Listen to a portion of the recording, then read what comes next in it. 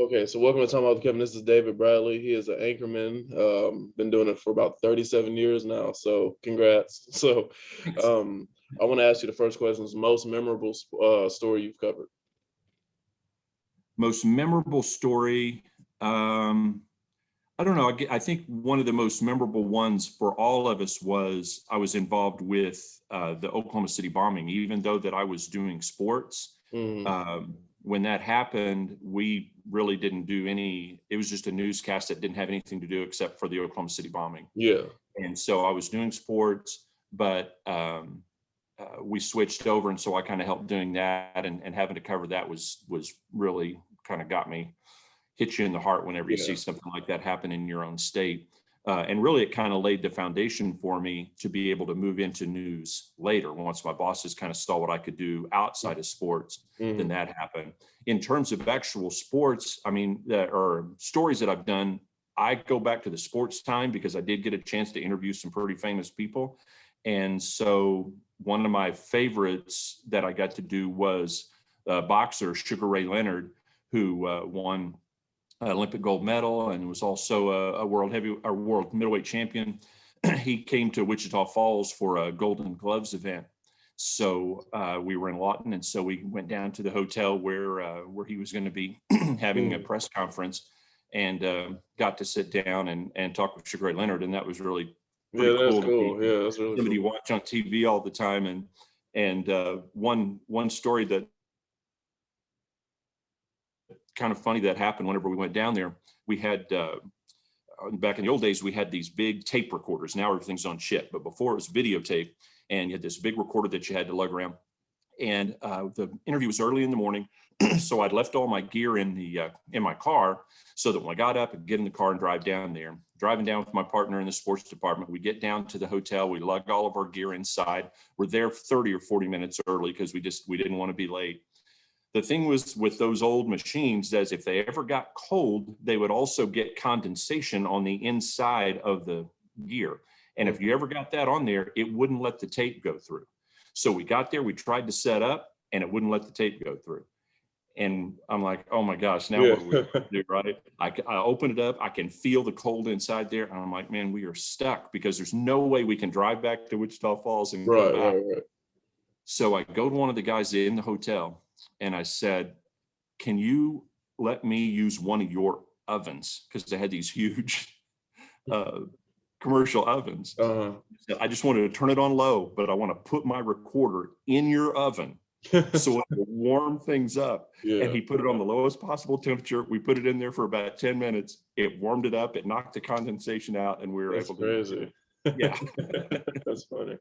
So tell me a little bit about how you grew up and what made you want to get into media. I grew up in a suburb of Oklahoma City, Midwest City. And so I was always a sports fan and always liked the idea of being on the radio. I don't know, it just kind of appealed to me from when I was a kid. I can remember my parents bought me a audio tape recorder, and I can remember sitting at home watching baseball games and turning the sound down and holding the microphone up and popping in the cassette and doing play-by-play of the baseball games that I saw. And so then I played baseball a little bit, played basketball when I was in high school. So I've been a sports fan. And so those two things just kind of blended together. When I got to college, I started out thinking I wanted to do something in medicine, got about 2 years in and decided that really wasn't for me. Went to OU, and so they had a campus radio station there. So I went down, talked to the faculty advisor there, thought that might be a good idea. So I made the switch of majors whenever I was a sophomore, second semester, sophomore year, and never looked back. So who are some of your mentors kind of growing up? I did an internship at Channel 4 in Oklahoma City, and there was a the man who was in charge at the time was a man named Bob Berry, Sr. He had been a long time anchorman there. His son, Bob Berry Jr., also worked there.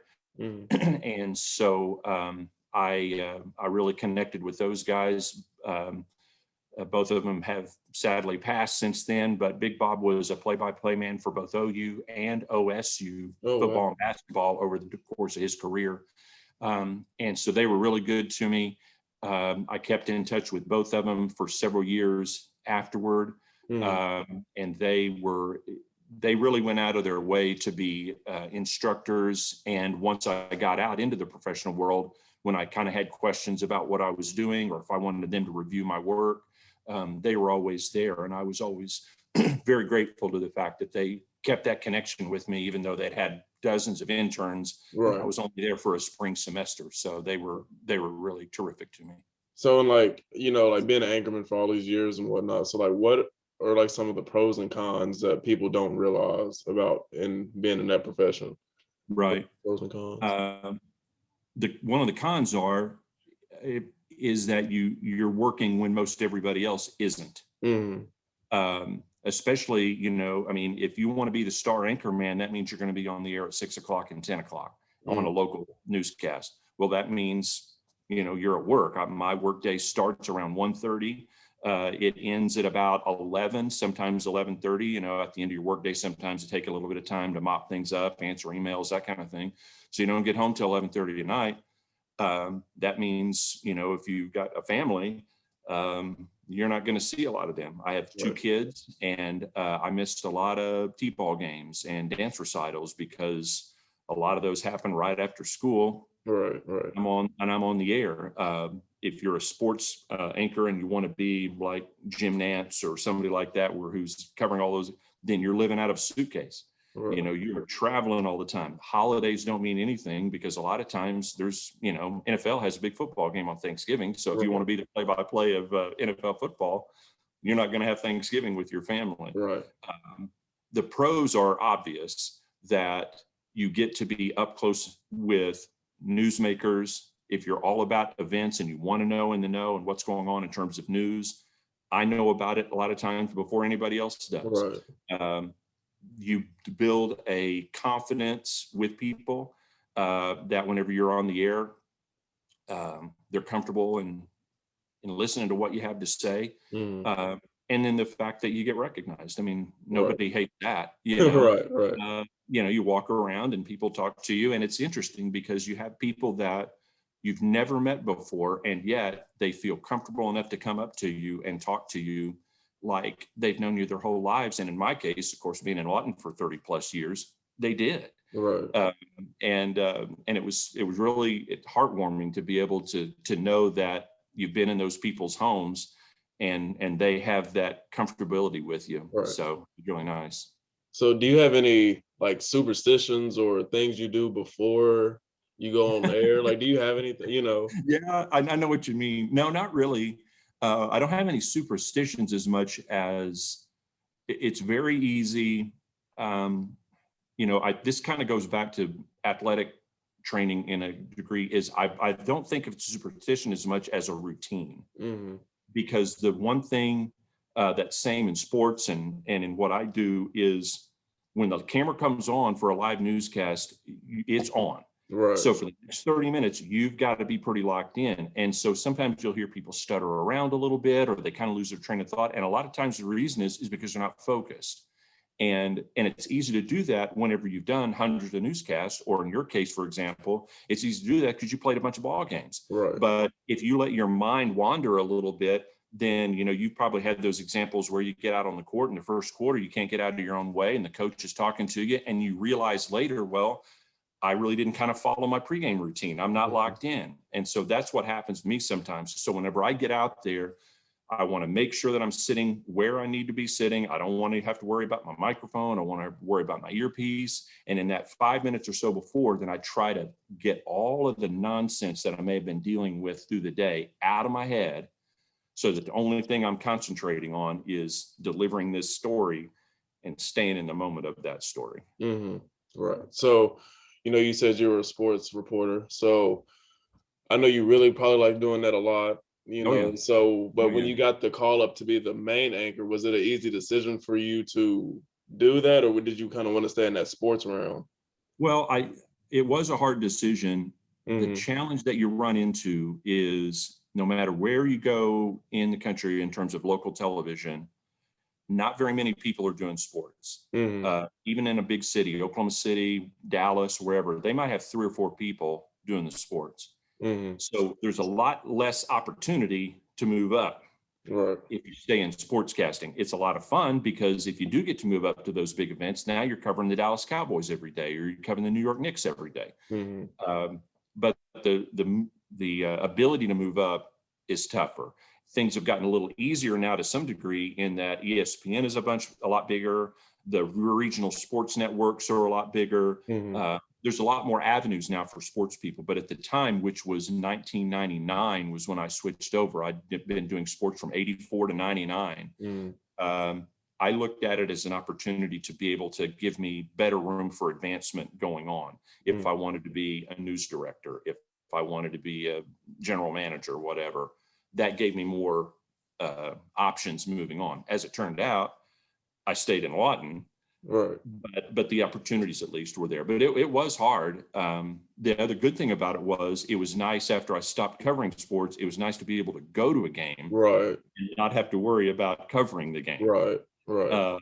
And the thing is, whenever you cover a game, there's usually signs in the press box that say no cheering in the press box, because you're there to work. You're not supposed to do that. Or if I'm on the sideline shooting your basketball game, for example, and I see a really great move, you make a steal, breakaway, slam dunk, crowd goes wild. I can't jump around because I got to keep my camera locked on to Right. watch that highlight reel, right? Mm-hmm. So when I finally made the transition and I went to a couple of games, it literally, honestly, took me 2 or 3 years before I could get excited at a ball game. Wow. I was so conditioned, Yeah. I'd go to an Eisenhower High football game or go to OU football game or whatever, and boom, somebody breaks off a 60-yard run, and the whole crowd's going crazy, and I'm standing there going, "Yeah, great play." Yeah. But once I kind of made the transition, then it got easier to Mm-hmm. cheer again. But it was That's funny. So now you're in Amarillo. So how has Amarillo been for you and been the main anchor there?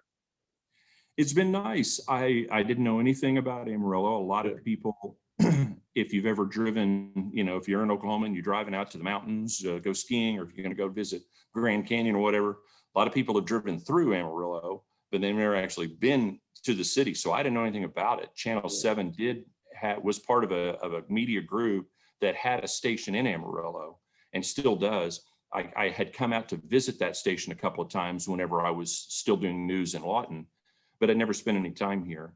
But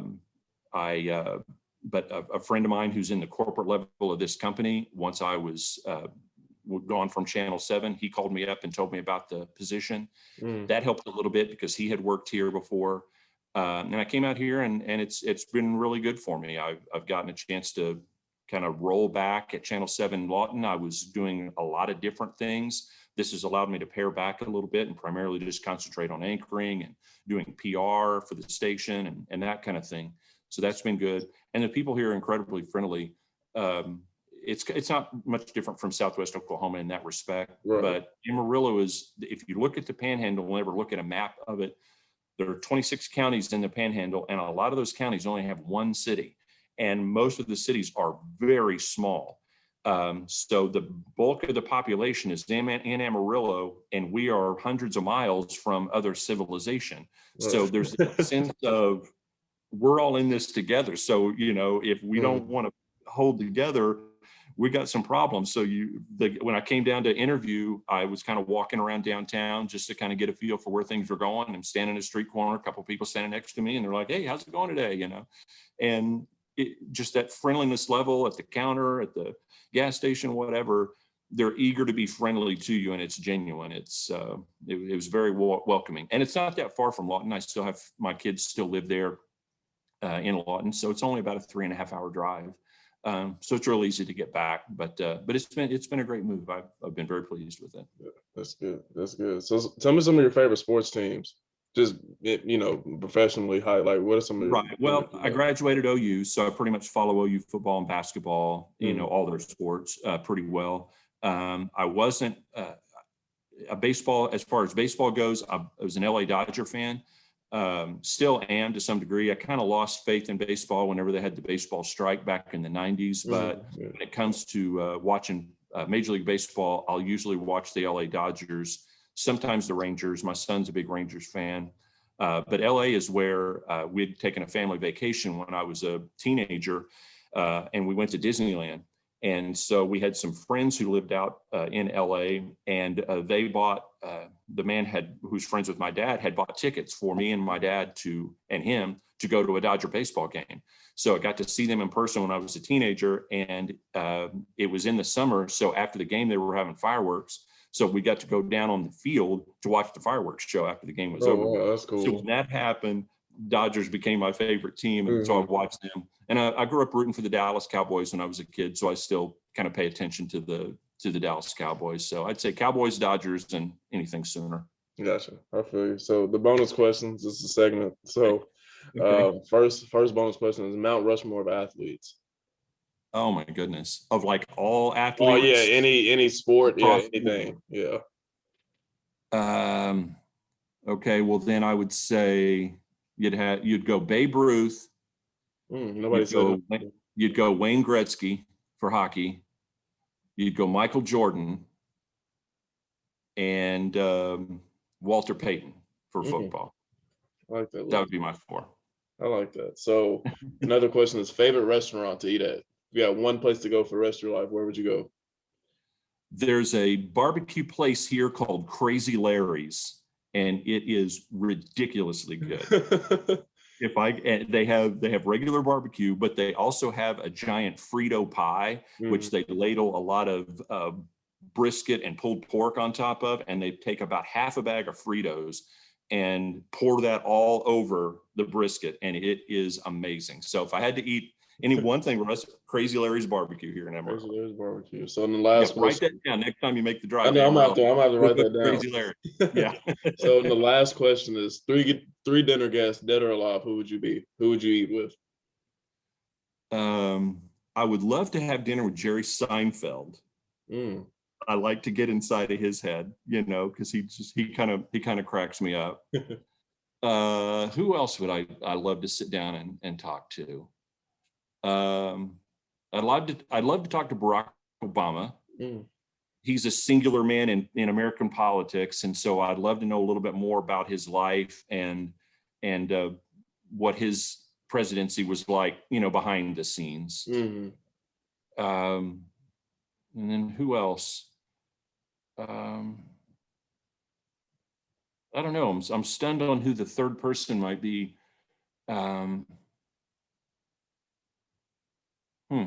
I don't know. That's a good one. I've never been asked that question before. So so many interesting people, Yeah, there's a lot of them out there. That's for sure. I think I would want to do LeBron, because he does a lot of stuff within the community. Right. I would want to do. Let's see. I would probably want to do Kobe, just basketball. I want to love. Right. Oh yeah. Then the third, I would always want to do like. I'll say 2 more. I would want to do Malcolm and Malcolm X and Luther King. Right. I think those would be 2 really good, really cool. Absolutely. Such different, ideologies, approaches, but the same goal and end, and tragically the same personal end. Yeah. It went down. So those would be. I'd love to sit down on that conversation too. Marilyn Monroe, I think, would be cool too. If you ever talk to her, she would be cool. It's just different, she'll be different, Right.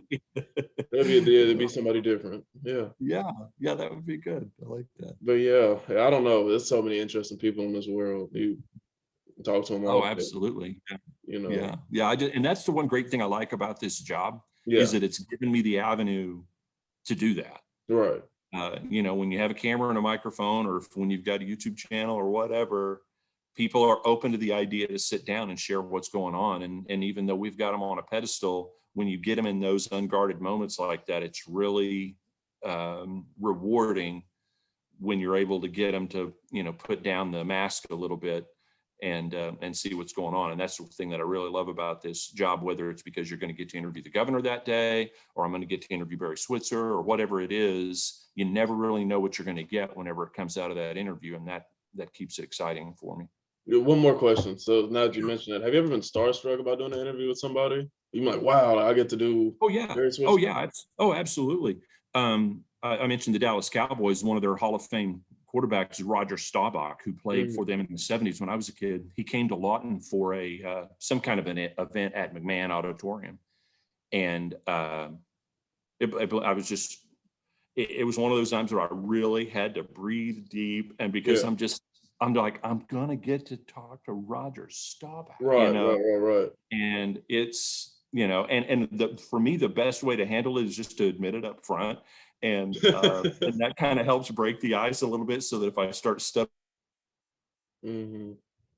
around a little bit, they know. And the great thing about those type of caliber people is they know they have that effect on people. Right. That were intimidated to some degree. So, but yeah, Roger Staubach, absolutely. When I found out he was going to be there, I mean, I was on air for the 2 or 3 weeks leading up to it. And the thing, if we got time, real quick, we did the interview with him. We were backstage at the McMahon Auditorium, and they didn't have any great lights back there. They just had those like theater lights, where you got the big light bulbs all around the mirror. So, and those were really hot too. So we got there, me and my partner had gone there, we're setting up, we get in there, we're again early. He's setting everything up. He looks at me and he goes, "I don't have a tape." And I'm like, "You got to be kidding me."